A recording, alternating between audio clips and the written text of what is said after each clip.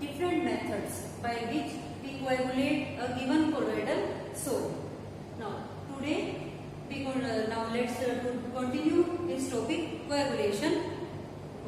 Most important method for coagulation of colloidal solid is by addition of electrolyte. ये हम discuss करेंगे आज.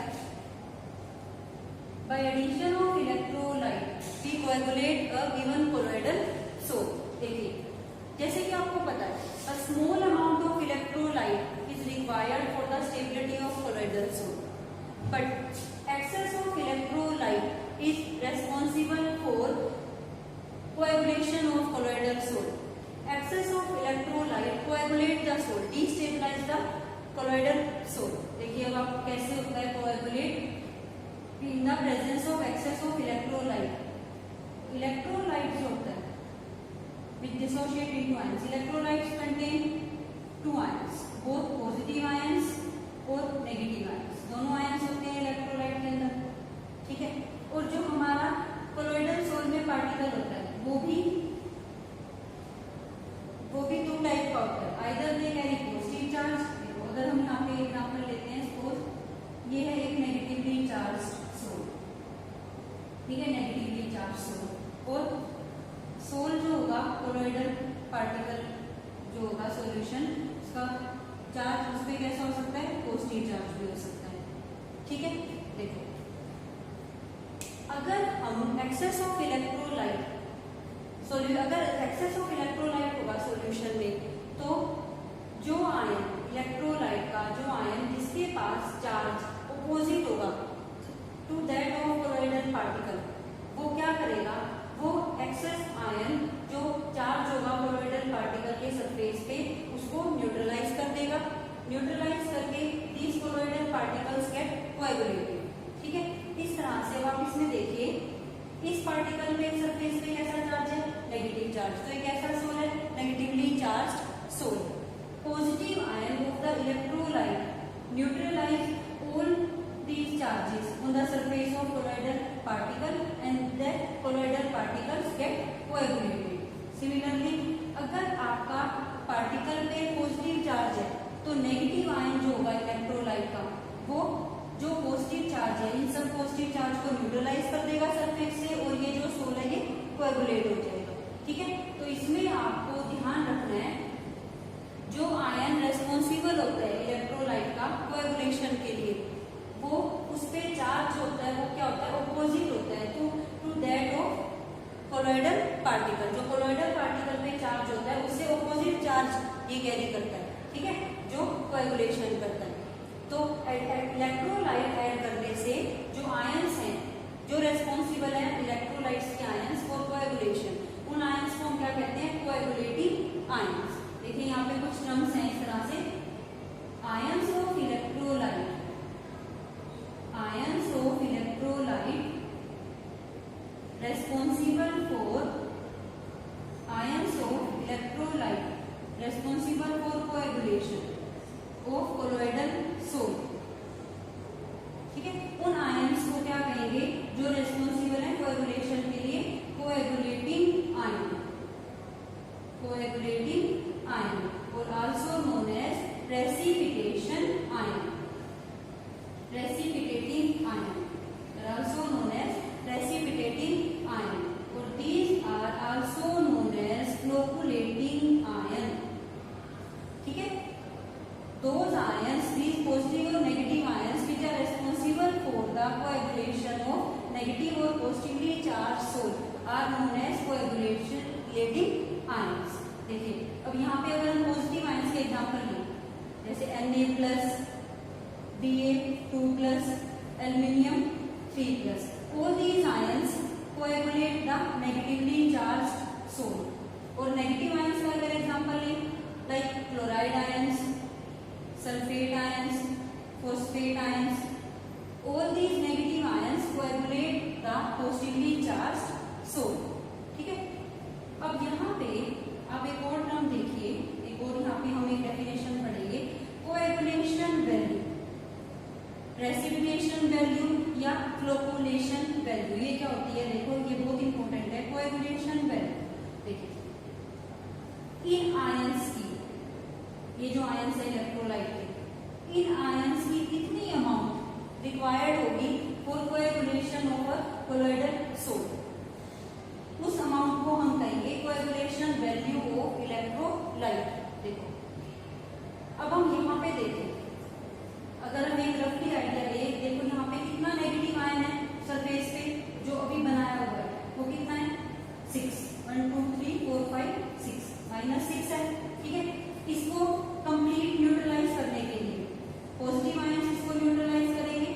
ठीक है, कितने सोडियम आयन चाहिए, 6 सोडियम आयन चाहिए।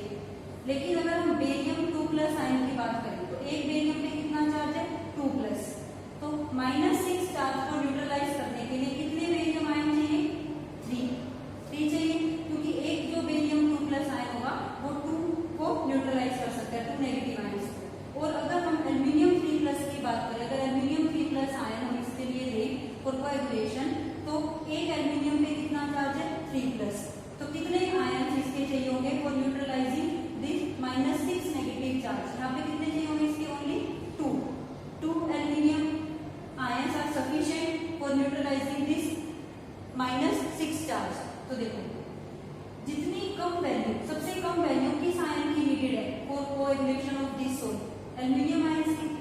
जितनी कम वैल्यू इस, देखो ये वैल्यू जो रिक्वायर्ड है for coagulation of this salt, इसी वैल्यू को हम कहते हैं कोएगुलेशन वैल्यू। ठीक है, इसको हम किस तरह से डिफाइन करते हैं, the minimum amount of electrolyte. देखो इसकी डेफिनेशन लिखिए बेटा, the minimum amount of electrolyte in millimoles, ये ध्यान रखना ये word, the minimum amount of electrolyte in millimoles added, millimoles, the minimum amount of electrolyte in millimoles required to coagulate 1 liter of colloidal soap. The minimum amount of electrolyte in millimoles added into 1 liter of colloidal soap for its coagulation is coagulation value of an electrolyte. ये क्या होता है, coagulation value of an electrolyte। देखिए ये जो है, जैसे आपने मोलैरिटी पढ़ा, देखो मोलैरिटी क्या होता है, number of moles of solute in 1 litre of solution. Same ये है यहाँ पे, देखो नंबर ऑफ मोल्स की जगह millimoles, number of millimoles of solute वहां पे होता है number of millimoles of electrolyte added in 1 litre of colloidal solution, same है। तो अगर हम इसको फॉर्मूले के अकॉर्डिंग लिखें तो देखो कोएगुलेशन वैल्यू निकालनी है किसी भी इलेक्ट्रोलाइट की, तो क्या फॉर्मूला हो जाएगा, देखो number of millimoles of electrolyte dissolved in या added in volume of colloidal solution, 1 liter of colloidal solution, volume of solution in liter। ठीक है, और अगर यहाँ पे मिलीलीटर करेंगे तो इनटू में 1000 हो जाएगा। तो कोएगुलेशन वैल्यू अगर किसी भी इलेक्ट्रोलाइट की निकालनी है तो इस फॉर्मूले से मिलेगी। ठीक है, सेम अगर हम नेगेटिव आयंस में देखें तो जितनी कम वैल्यू इसकी रिक्वायर्ड होगी for coagulation of this salt, उतनी ज्यादा इसकी कोएगुलेशन पावर होगी। ठीक है, एक और टर्म होगी कोएगुलेशन पावर। देखो अगर हम यहाँ पे देखें, सिमिलरली यहाँ पे कितना चार्ज है +6, chloride ion, negative ions responsible है कोएगुलेशन के लिए, अपोजिट आयंस होते हैं। कितने क्लोराइड आयन होंगे इसको न्यूट्रलाइज करने के लिए, 6 क्लोराइड आयन रिक्वायर्ड होंगे। अगर हम सल्फेट आयंस की बात करें, H1SO4 कैरी 2 नेगेटिव चार्ज, तो कितने होंगे यहाँ पे 3। ठीक है, और फॉस्फेट आयंस अगर हम देखें PO4 3 नेगेटिव है, तो कितने आयंस रिक्वायर्ड होंगे +6 को न्यूट्रलाइज करने के लिए, ओनली 2। तो सबसे कम अमाउंट किसकी चाहिए होगी यहाँ पे कोएगुलेशन के लिए, PO4 3 नेगेटिव, फॉस्फेट आयन की अमाउंट सबसे कम होगी। जिसकी सबसे कम अमाउंट होती है for coagulation of a particular colloidal salt, उसकी कोएगुलेशन पावर सबसे ज्यादा होती है। ठीक है बेटा, तो इसके बेस पे देखो कोएगुलेशन वैल्यू कितनी अमाउंट इलेक्ट्रोलाइट की रिक्वायर्ड है for coagulation of 1 litre of colloidal salt, in milligram, millimoles, sorry, in millimoles. How much amount of electrolyte in millimoles added into 1 liter of colloidal salt for its coagulation? ठीक है, ये note down कर लीजिए। इसमें अब आप ये देखिए, अगर हम बात करें तो यहाँ पे हमें एक टर्म पता लगी है, जो कोएगुलेशन पावर होती है। कोएगुलेशन पावर किसी भी इलेक्ट्रोलाइट की कितनी टेंडेंसी है, कितनी एफिशिएंसी है to coagulate a colloidal salt, वो होती है coagulation power. The efficiency of an electrolyte to coagulate a colloidal salt is coagulation power. Coagulation power is inversely proportional to coagulating value, inversely proportional होती है। Flocculation power भी कह सकते हैं इसको, और प्रेसिपिटेशन पावर भी कह सकते हैं। वो इनवर्सली प्रोपोर्शनल है कोएगुलेटिंग वैल्यू के। Smaller the coagulating value of electrolyte, greater will be it's coagulation power, उतनी ज्यादा उसकी कोएगुलेशन पावर होगी। और यहाँ पर अगर हम एक और देखें, कॉन्सेप्ट देखें, जितना ज्यादा चार्ज आयन, ठीक है, किसी भी आयन की जितनी ज्यादा वैलेंसी है, वैलेंसी ऑफ आयन जितनी ज्यादा है, उतनी उसकी कोएगुलेशन पावर ज्यादा है, और अमाउंट उसकी उतनी ही कम यूज हो रही है फॉर कोएगुलेशन। देखो अगर हम इन तीनों में कंपेयर करें, सबसे ज्यादा चार्ज, पॉजिटिव चार्ज किस आयन पे है? एल्यूमिनियम 3+, ठीक है, इस पे। तो इसकी बहुत ही कम अमाउंट, इन तीनों के कंपेयर में इसकी सबसे कम अमाउंट रिक्वायर्ड है फॉर कोएगुलेशन। तो इसकी कोएगुलेशन वैल्यू सबसे कम है और कोएगुलेशन पावर सबसे हाई है। तो इन तीनों में से अगर आपसे क्वेश्चन हो कि कौन सबसे बेस्ट आयन है for coagulation of negatively charge salt, सबसे बेस्ट कोएगुलेशन पावर किसकी है? वो है एल्यूमिनियम 3+ आयन की।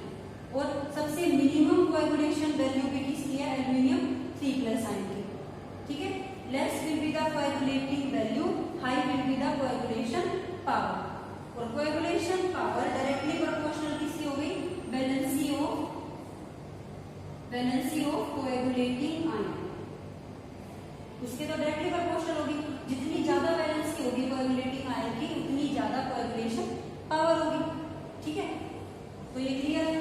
तो इस ऑब्जर्वेशन को कि डिफरेंट इलेक्ट्रोलाइट्स डिफरेंट अमाउंट में यूज होते हैं for coagulation of a given colloidal salt, इसको किसने ऑब्जर्व किया था? इसको ऑब्जर्व किया था हार्डे, सेकुल्जे। तो इसके बेस पे एक लॉ दिया इन्होंने, एक रूल दिया, हार्डे सेकुल्जे रूल, या इसको हम हार्डे सेकुल्जे लॉ भी कहते हैं। ये बहुत इंपॉर्टेंट है, ये आपको ध्यान रखना है। और ये जो आपको मैंने अभी कॉन्सेप्ट बताया है, ये भी बहुत इंपॉर्टेंट है। जितनी कम कोएगुलेशन वैल्यू होगी, उतनी ज्यादा कोएगुलेशन पावर होगी। और पावर हम किससे देखेंगे? वैलेंसी से। जितना ज्यादा वैलेंसी होगी किसी आयन की, उतनी ज्यादा कोएगुलेशन पावर होगी, ठीक है। तो इस रूल के अकॉर्डिंग देखो, इस रूल में 2 पॉइंट्स हम पढ़ेंगे। सबसे पहला जो हम पढ़ चुके हैं, यही इसी को ही हम डिस्कस करेंगे। देखो सबसे पहला पॉइंट इसका क्या है? जो इफेक्टिव आयन होगा इलेक्ट्रोलाइट का कोएगुलेशन के लिए, वो क्या होगा? उस पे कैसा चार्ज होगा? वो कैसा चार्ज कैरी करेगा? Opposite to that of the colloidal particle, ठीक है। सबसे पहला पॉइंट तो ये है कि द इफेक्टिव आयन, ये लिखिए बेटा, effective ion of the electrolyte, the effective ion of the electrolyte which are responsible, the effective ion of the electrolyte which are responsible for coagulation of colloidal salt, the responsible for coagulation of colloidal salt carry charge opposite to that of colloidal particle, ठीक है। ये सबसे main point है। अगर आपको positively charge salt को coagulate करना है तो उसको कौन करेंगे? नेगेटिव आयंस, ठीक है। और अगर नेगेटिवली चार्ज सॉल्ट को कोएगुलेट करना है तो उसको कौन करेंगे? पॉजिटिव आयंस, ठीक है। तो जो आयन इलेक्ट्रोलाइट का कोएगुलेशन करता है वो कौन, क्या चार्ज होता है? उसके ऑपोजिट होता है, कोलोइडल पार्टिकल से ऑपोजिट होगा चार्ज, ठीक है। और सेकंड इसमें हम पढ़ेंगे, जितनी ज्यादा वैलेंसी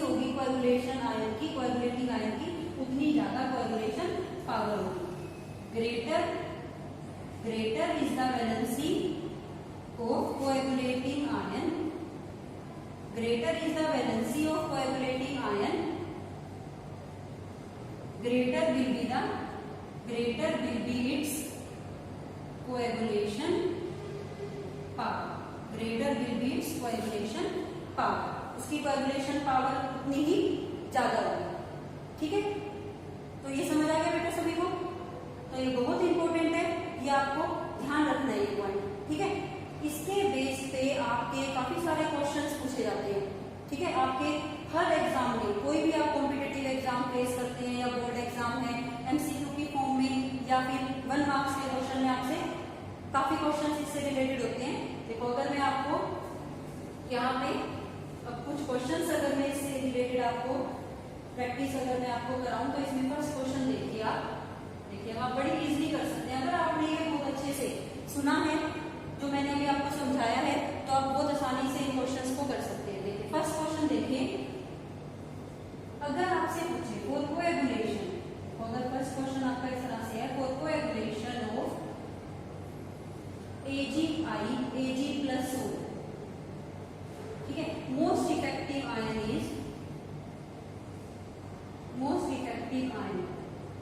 इज, इनमें से आपके पास ये ऑप्शन है, आपके पास आपको इनमें से ये बताना है कि इस सोल को कोएगुलेशन करने के लिए, सोल की कोएगुलेशन करने के लिए इन 4 ऑप्शंस में से कौन सबसे ज्यादा इफेक्टिव आयन इलेक्ट्रोलाइट का। तो आप ये देखिए, देखो मोस्ट इफेक्टिव आयन कौन होगा, तो आपको सीधा ही एक बात ध्यान रखनी है। सबसे पहले तो आप ये देखोगे इस पे चार्ज कैसा है, सोल पे पॉजिटिव चार्ज सोल है। देखो Ag plus ion adsorb on the surface of AgI, positively charge sol किससे कोएगुलेट होगा, नेगेटिव आयन से। इसमें वैसे कोई कंफ्यूजन नहीं है क्योंकि ये सारे ही नेगेटिव आयन दिए हुए हैं। ठीक है, अब आप देख लीजिए, जितना ज्यादा वैलेंसी होगी आयन की, उतनी ज्यादा कोएगुलेशन पावर होगी। देखो इस पे -1, -2, -3, ये पूरा as a whole 4 negative complex है, कोऑर्डिनेशन कॉम्प्लेक्स, इस पे पूरे पे कितना चार्ज है, 4 नेगेटिव। तो सबसे ज्यादा वैलेंसी इस आयन की है, सबसे ज्यादा कोएगुलेशन पावर किस आयन की होगी, इसकी। तो आपका ऑप्शन रहेगा D option is the correct option. ठीक है, इसी तरह से इसी क्वेश्चन में देखो, इसी क्वेश्चन को अगर दूसरी फॉर्म में पूछे, इसी क्वेश्चन में आपसे पूछे out of the following ions which ion has the minimum coagulation value. अगर आपसे इसी क्वेश्चन में पूछे मिनिमम कोएगुलेशन वैल्यू किस आयन की है for coagulation of this sol, तो आप देखिए मिनिमम कोएगुलेशन वैल्यू किस कोलॉइडल, किस आयन की होगी, जिसकी वैलेंसी सबसे ज्यादा है। देखो as coagulation value is inversely proportional to coagulation power, तो सबसे कम अमाउंट किसकी लगेगी for coagulation of this soul, इसी की। तो ये आंसर इसका भी क्या रहेगा, डी ऑप्शन ही रहेगा। और अगर यहाँ पे मैक्सिमम कोएगुलेशन वैल्यू पूछते हैं, देखो आपको क्वेश्चन बहुत ध्यान से देखना है, किसी भी फॉर्म में क्वेश्चन पूछा जाता है। अगर इन आयंस में मैक्सिमम कोएगुलेशन वैल्यू अगर पूछे, तो मैक्सिमम कोएगुलेशन वैल्यू उस आयन की होगी जिसकी कोएगुलेशन पावर सबसे कम है। तो आपका आंसर होगा इसमें Cl-, maximum coagulation value, maximum coagulation value किसकी रहेगी, Cl-। ठीक है, नेक्स्ट क्वेश्चन अगर आप एक और देखें, फॉर कोएगुलेशन, इसी तरह से अगर हम दूसरा एग्जांपल लें, फॉर कोएगुलेशन ऑफ, अगर इस तरह से लिखा है ये sol, for coagulation of AgI-, most effective electrolyte कौन होगा। अगर आपको अब आयंस में देखे इलेक्ट्रोलाइट पूछे, मोस्ट इफेक्टिव इलेक्ट्रोलाइट, जो ऑप्शन मैं आपको इसमें दे रही हूँ, जैसे अगर आपसे ऑप्शन में है MgCl2, NaCl, AlCl3, तो और आपके पास एक ऑप्शन है, ठीक है, एक आपके पास आयनिक फॉर्म में ऑप्शन है इस तरह से ये।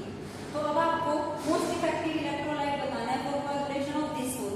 तो आप इसमें देखिए ये सोल कैसा है, नेगेटिव चार्ज, तो कौन करेंगे इसको कोएगुलेट, पॉजिटिव आयंस। ठीक है, तो अभी सभी इलेक्ट्रोलाइट्स में पॉजिटिव आयंस पे को देखिए, इसमें कौन सा पॉजिटिव आयन, Mg2+, इसमें Na+, इसमें पॉजिटिव आयन है एल्यूमिनियम 3+, और ये देखिए आप, ये तो एक नेगेटिव आयन है, ये इसको कोएगुलेट नहीं करेगा, तो ये तो ऑप्शन है ही। इन तीनों में आप बड़ी इजीली आप बता सकते हैं, जितना ज्यादा वैलेंसी होगी आयन पे, उतनी ज्यादा कोएगुलेशन पावर होगी। तो आपका आंसर रहेगा सी, एल्यूमिनियम 3+। ठीक है, तो इस तरह से आपको ये क्वेश्चंस आने चाहिए। ठीक है बेटा, तो आपको किसी भी फॉर्म में क्वेश्चन पूछे, सबसे पहले आपको ये चेक करना है कि किसकी कोएगुलेशन दी हुई है। पहले ये चेक करना है पॉजिटिवली चार्ज सोल की कोएगुलेशन के लिए इफेक्टिव आयन पूछा है या नेगेटिव चार्ज सोल के लिए, और उसके बाद आपको अपने ऑप्शंस में उसी आयंस में उन्हीं आयंस पे कंसंट्रेट करना है जो अपोजिट चार्ज है इसके साथ, और उनमें सबसे ज्यादा चार्ज जिस पे होगा उसकी कोएगुलेशन पावर सबसे ज्यादा होगी और कोएगुलेशन वैल्यू सबसे कम होगी। ठीक है, कर लोगे आप ये सब। और काफी सारे क्वेश्चंस आपके इससे रिलेटेड कोएगुलेशन से होते हैं। अगर आपसे मैं एक और क्वेश्चन पूछूं, देखो अगर ये चार टर्म में आपको लिख दी, एक है कोएगुलेशन, एक आपको लिख दी इलेक्ट्रोफोरेसिस, एक आपको लिख दी इलेक्ट्रोऑस्मोसिस, और एक आपको लिख दिया टेंडर इफेक्ट। ठीक है, अब आपके पास क्वेश्चन ये है, out of these phenomena which of the following is independent on the charge of the colloidal particle. इनमें से कौन सी प्रॉपर्टी इंडिपेंडेंट है charge on the colloidal particle. Colloidal particles के ऊपर जो चार्ज है उस पर डिपेंड नहीं करती कि वो पॉजिटिव चार्ज है नेगेटिव चार्ज, उस पर कोई डिपेंड नहीं करती है। तो इनमें से बताइए, आप बता सकते हैं बड़ी इजीली। आपका आंसर होगा देखो टेंडर इफेक्ट, क्योंकि टेंडर इफेक्ट हमें क्या बताता है, scattering of light by the colloidal particles. But ये बाकी जो है रिमेनिंग थी ये चार्ज से रिलेटेड है, कोएगुलेशन भी चार्ज से ही होगा। ठीक है, इलेक्ट्रोफोरेसिस में भी चार्ज पार्टिकल मूव करते हैं टुवर्ड पॉजिटिव इलेक्ट्रोड, और इलेक्ट्रोऑस्मोसिस में डिस्पर्स मीडियम मूव करता है। ठीक है, तो टेंडर इफेक्ट ये चार्ज से रिलेटेड नहीं। ठीक है, तो ये आपने कोएगुलेशन में हमने पढ़ा, हार्डे-सेकुल्जे रूल, कोएगुलेशन, पावर और ये सब टॉपिक पढ़ा। ठीक है, नाउ नेक्स्ट टॉपिक जो हम पढ़ेंगे, कुछ एग्जांपल्स पढ़ते हैं। ये देखिए कोएगुलेशन के आप कुछ एग्जांपल्स हैं, काफी इंपॉर्टेंट एग्जांपल्स हैं, एप्लीकेशन ऑफ कोलॉइड्स में भी आएंगे ये। बट यहाँ पे जैसे हमने अभी पढ़ाया तो हम उन एग्जांपल्स को डिस्कस कर सकते हैं। देखिए अगर हम उनमें से फ्यू एग्जांपल्स को डिस्कस करें, सबसे पहला क्वेश्चन फॉर्म में आपसे पूछे जाते हैं, alum can be used to purify water. In the purification of water we use alum. देखो अल्म क्या होते हैं, alum are double salts, mixture of salts. जैसे यहाँ पे अगर हम एग्जांपल लें potash alum, potassium sulphate, aluminium sulphate, 24H2। Alum जो होती है, ठीक है, they contain positively charge ions as well as negatively charge ions. ठीक है, हमें देखना है कि कौन सा आयन इसमें ये होगा वो प्यूरिफिकेशन। देखो इम्प्योर वाटर की अगर हम बात करें यहाँ पे, तो इम्प्योर वाटर जैसे मड्डी वाटर में मड, क्ले, उसके पार्टिकल होते हैं, तो नेगेटिवली चार्ज आयंस होते हैं। Negatively charge ions, impure water contain negatively charge ions of clay, mud. Positive ions from the aluminium ions act as a electrolyte, coagulating ions of electrolyte. जो positive ion होगा वो क्या करेगा, जो negative charge होगा इन colloidal particles पे उसको neutralise कर देगा और दे कोएगुलेट, और ये सारे क्या हो जाएंगे, कोएगुलेट हो जाएंगे। तो सारे जो इम्प्योरिटीज होगी वो चार्ज को न्यूट्रलाइज करके बाय एल्यूमिनियम आयन कोएगुलेट हो जाएंगी, और फिर फिल्टर करके हम उसको रिमूव कर लेंगे और वाटर आपका प्यूरिफाई हो जाएगा। ठीक है, तो ये क्वेश्चन आपको डायरेक्ट आता है कि give reason alum can be used to purify water. इसके लिए आपको रीजन देना है, तो रीजन क्या है, aluminium ion coagulate the negatively charge impurities present in the impure water and then purify the water. ठीक है, तो ये प्रॉपर्टी भी किस पे बेस्ड है, कोएगुलेशन पे। नेक्स्ट देखिए, एक और आपको ऐसे ही स्टेटमेंट आपको रीजन फॉर्म में आती है, leather get harden after tanning.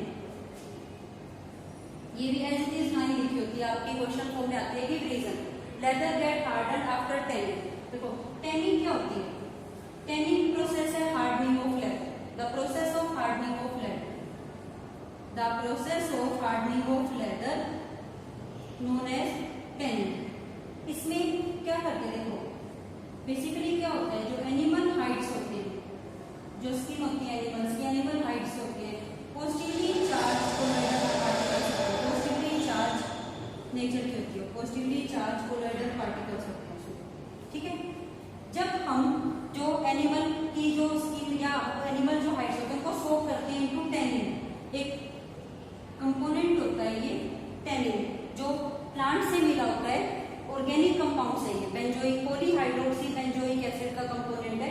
जब इसमें सोक करते हैं तो टैनिन नेगेटिवली चार्ज, टैनिन के अंदर है नेगेटिवली चार्ज कोलोइडल पार्टिकल्स। जैसे ही लेदर को इसमें सोक करते हैं इनटू टैनिन तो म्यूचुअल कोएगुलेशन हो जाती है, positive charge ions neutralized by negatively charge ion, due to mutual coagulation leather जो हो जाती है वो हार्ड हो जाती है। तो इसका भी आंसर आपका क्या रहेगा, due to mutual coagulation leather get harden after tanning, ठीक है। तो एज दी स्टेटमेंट है, इसका रीजन भी यही रहेगा, कोएगुलेशन।